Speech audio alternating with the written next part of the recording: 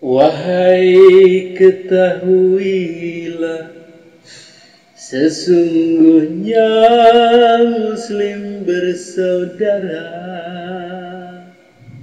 Wahai berpeganglah pada tali Allah Ta'ala.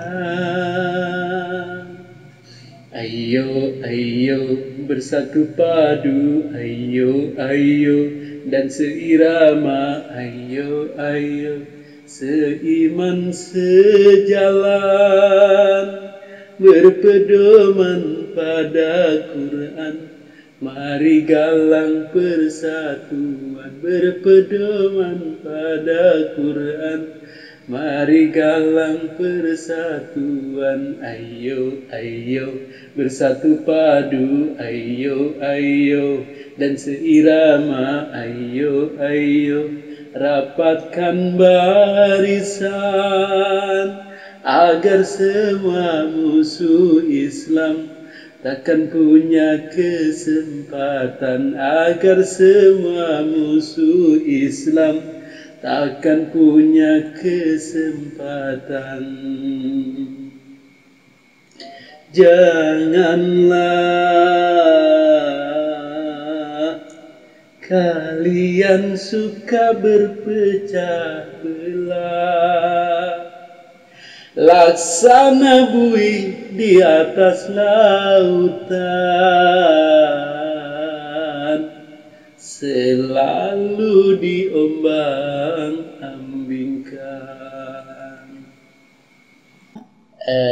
Pada kesempatan ini kita akan melihat perbedaan-perbedaan Islam antara NU dengan luar NU.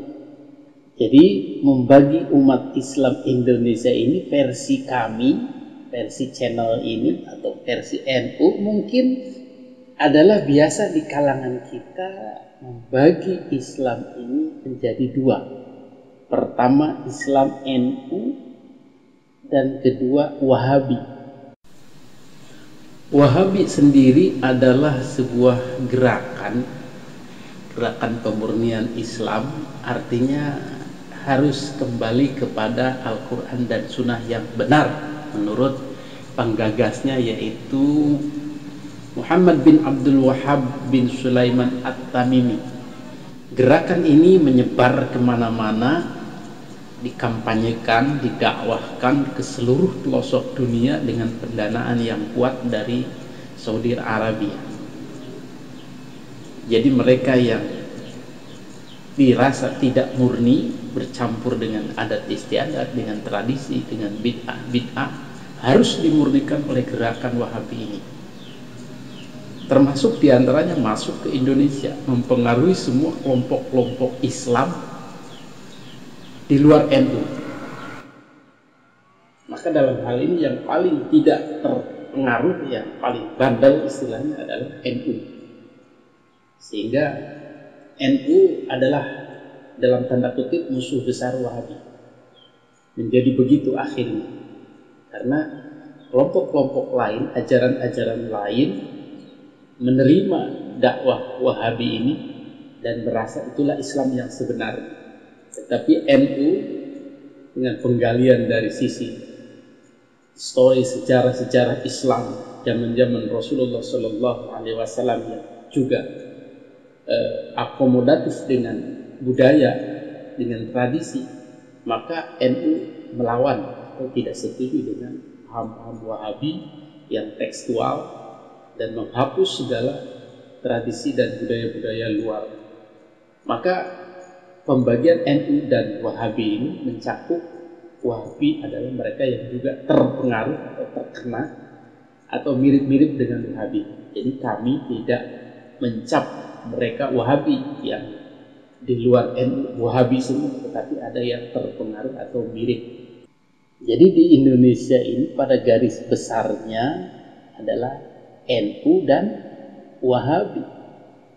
Mohon maaf, Wahabi versi kita ini adalah semua kegiatan, semua aliran pemahaman-pemahaman yang di luar pemahaman NU berarti biasa disebut Wahabi. Ini untuk memudahkan saja. Apa amaliyah NU yang menjadi berbeda dengan Wahabi? Ini adalah hal-hal kecil yang sifatnya ecek-ecek, yang sifatnya furu'iyah, yang sifatnya sederhana. Contoh, kalangan NU biasa menggunakan kunut ketika sholat subuh. Ini sudah ada dalilnya, sudah ada hadisnya dari Kanjeng Nabi Muhammad Shallallahu Alaihi Wasallam. Cuman tadi itu berbeda cara pengambilannya. Berbeda dengan Wahabi, Wahabi tidak usah itu kunut-kunutan. Maka sikap yang harusnya dikedepankan adalah sikap toleransi. Oh, Anda tidak pakai kunut? Ya tidak. Ya, silakan. Kalau saya pakai. Kemudian yang tidak pakai pun tidak bisa mengatakan Anda salah. Anda tidak sesuai dengan Islam. Anda tidak sesuai dengan Nabi. Nabi tidak begitu. Ini hindari kata-kata seperti ini. Karena masing-masing sudah punya argumen, sudah punya kesimpulan, sudah punya rujukan-rujukannya yang bisa dipertanggungjawabkan. Bagaimana seharusnya? Silakan. Monggo, yang mau pakai kunut monggo, saya tidak. Begitu kan indah. Kemudian dalam NU ada tarawih ngambil yang 2-3, silahkan. Yang Wahabi ada ngambil 11, silahkan. Hadisnya lain, ini juga hadisnya lain, tapi sama-sama bisa dibenarkan. Bagaimana dengan Quran? Sama. Bagaimana dengan Tuhannya? Sama pula. Bagaimana dengan nabinya? Sama, Nabi Muhammad. Nah, kita langsung loncat ke usulnya, sama, beres masalah. Kemudian masalah tawassul ila auratin nabiyil mustafa Rasulullah sallallahu alaihi wasallam wa ala alihi wa sahbihi wa dzurriyyati wa limadil kiram syuhurillahi Fatihah.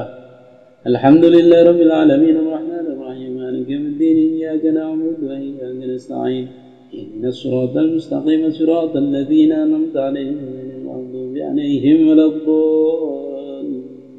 Ini khas NU. Di mana-mana dari mulai ustadz kampung sampai kiai besar, mereka biasa menggunakan tawasul, mendekatkan diri kepada Allah dengan menyebutkan orang-orang yang dicintai oleh Allah Subhanahu wa ta'ala. Mendekatkan diri kepada Allah dan juga percaya bahwa hadiah atau amalan-amalan Al-Fatihah ini bisa dipersembahkan, dihadiahkan, ditawasulkan kepada kekasih-kekasih Allah. Nabi Allah Muhammad sallallahu alaihi wasallam, para sahabat, para tabi'in, wali-wali Allah Subhanahu wa ta'ala, semua. Berbeda dengan Wahabi, mereka tidak percaya. Tawasul tidak percaya, tidak usah. Kirim-kirim Fatihah, tidak usah. Kirim-kirim doa, tidak usah, tidak nyampe. Nah, hal semacam ini kan diambil dari dalil yang sama, kemudian dipersepsikan secara berbeda. Ini tidak bisa disatukan. Jadi bagaimana mengambil sikapnya? Tadi itu apa? Monggo, silakan. Kalau Anda tidak percaya, silakan. Anda mungkin punya pendapat seperti itu. Kalau kita percaya, kemudian orang Wahabi pun harus paham bahwa mereka pun ada dalilnya, sehingga harus bisa mengatakan silakan, monggo. Kalau kami sih tidak percaya, beres urusan, karena itu hal-hal yang khilafiyah. Jadi tidak mutlak benarnya, tidak mutlak salahnya. Masing-masing ada argumen. Kemudian ada lagi masalah tahlil. Orang-orang NU melaksanakan tahlilan kematian sampai 7 hari, yang mana orang NU mengisi hari-hari setelah kematian itu dengan zikir kepada Allah, tahlil. Zikir-zikir selain tahlil juga dibacakan, seperti istighfar, kemudian yang utama la ilaha illallah, kemudian ada subhanallah wa bihamdi subhanallahil azim, kemudian ada sholawat kepada Nabi, kemudian ada surat Al-Baqarah, surat-surat penting lainnya, semua dibacakan untuk mengisi acara-acara menghibur sahibul musibah.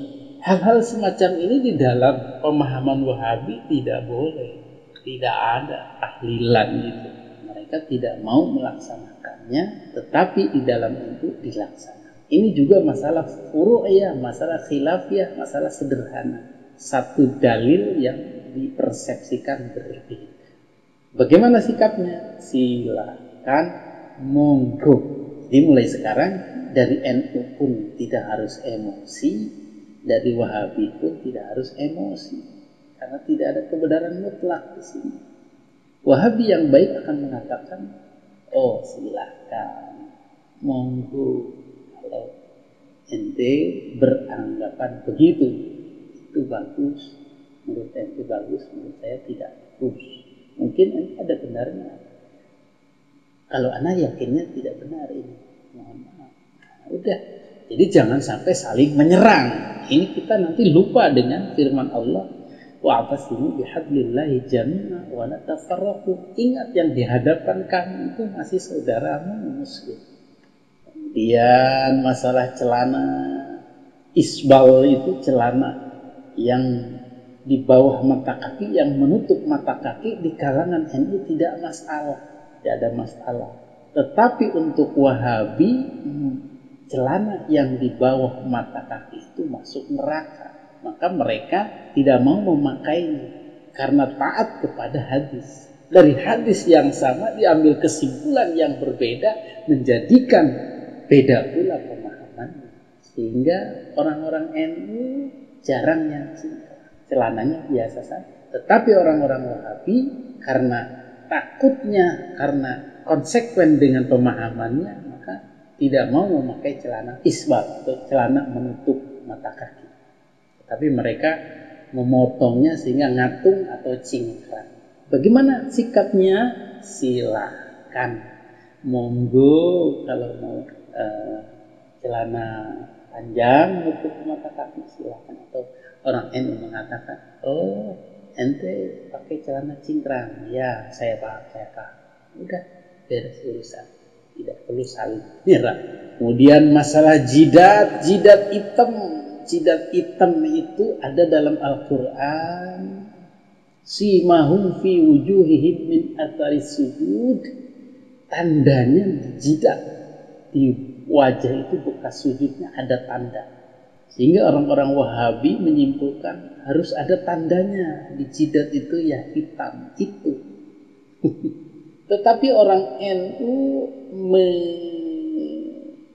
menafsirkannya itu di akhirat, itu untuk tanda wajah bekas sujud itu nanti di akhiratnya kelihatan bersinar. Beda pemahaman ini tidak bisa disatukan, sehingga orang-orang yang tidak berjidat hitam, tidak ada tanda di wajahnya, bukan berarti tidak ada tanda kesolehan menurut Wahabi. Tetapi orang ini tidak usah meledek. Jidat hitam, celana cingkrang, apaan tuh? Orang Wahabi juga sama, celana neraka tuh, jidat nggak ada tanda-tandanya bekas sholat. Nah, sehingga hal-hal kecil ini kalau diramai-ramaikan, digesek-gesekkan akan menjadi masalah, bahkan bisa gelut, betul nggak?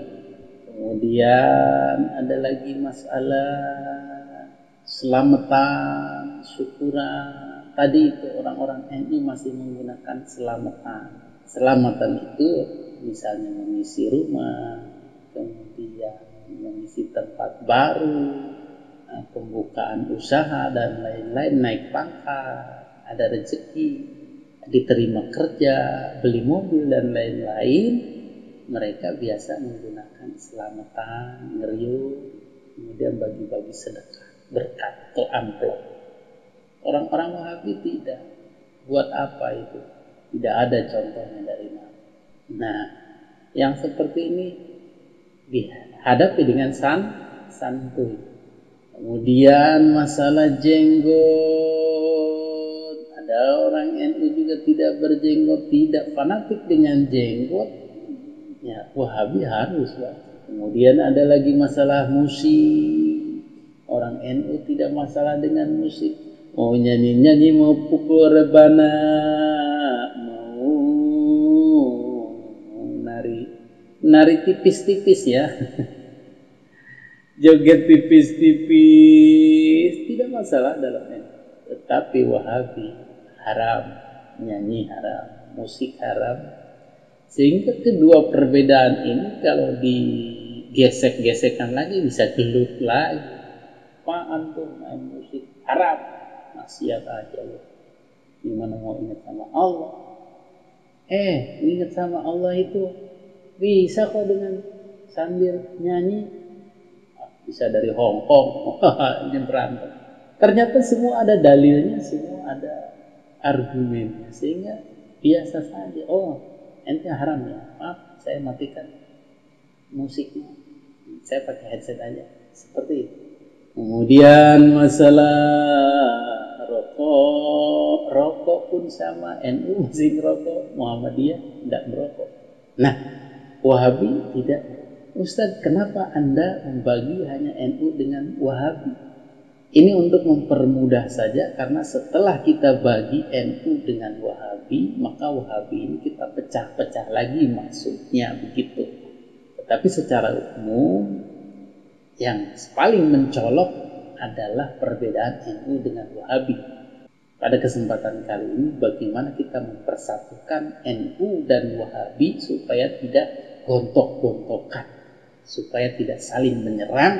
Kita mengingatkan keduanya pada ayat Al-Quran, wa'tasimu bihablillahi jami'an wa la tafarraqu. Ingatin tuh ayat tuh, jangan hal kecil kalian perdebatkan hingga sampai permusuhan. Itu kebalik-balik. Bagaimana bersikapnya? Tadi itu monggo silahkan. Pemahaman ente begitu, ya begitu. Ya, pemahaman aneh begini, ya begini. Ya udah silakan jalan. Itu yang paling bagus. Dari pihak Wahabi pun sendiri harusnya punya komitmen untuk melaksanakan ayat wa'tasimu bihablillahi jami'an wa la tafarraqu innamal muslimuna ikhwatun fa aslihu baina akhwai. Kecuali hal-hal yang memang bukan khilafiyah, hal-hal yang bukan furu'iyah, tapi hal yang qat'i, apalagi hal-hal yang usul, itu boleh gontok-gontokan. Tetapi untuk hal-hal kecil yang seperti disebutkan tadi, tidak usah. Demikian episode kali ini mudah-mudahan bisa dipahami. Kembali lagi ke lagu Bersatulah dalam video sebelumnya. Billahi taufiq wal hidayah. Assalamualaikum warahmatullahi wabarakatuh.